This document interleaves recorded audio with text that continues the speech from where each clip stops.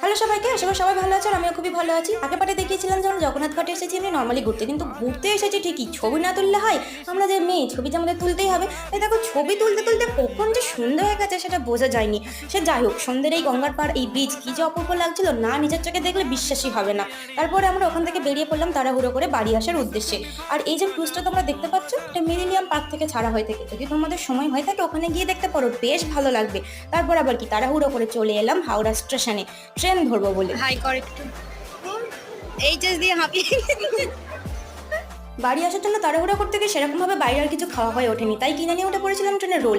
আর ট্রেনে উঠেছিল ঘুগনি, এটা তো মিস করাই যাবে না। যারা ট্রেনের খাবার পছন্দ করো না, খেয়ে দেখতে পারো, বেশ ভালোই লাগবে। তারপরেও আমাদের পেট না ভরে আবার নেমে পড়েছিলাম বাগনানে মোমো খেতে। তো আমরা ততক্ষণে মোমো খাই, তোমরা আমার চ্যানেলটিকে সাবস্ক্রাইব করে দিও প্লিজ, আমাকে আগের মতন সাপোর্ট করো, ভালোবাসা দিও, অনেক অনেক ভালোবাসা দিও। তো দেখা হচ্ছে নেক্সট কোনো ভিডিওতে, ততক্ষণে সবাই সুস্থ থেকো, ভালো থেকো। তো আজকের মতন টাটা।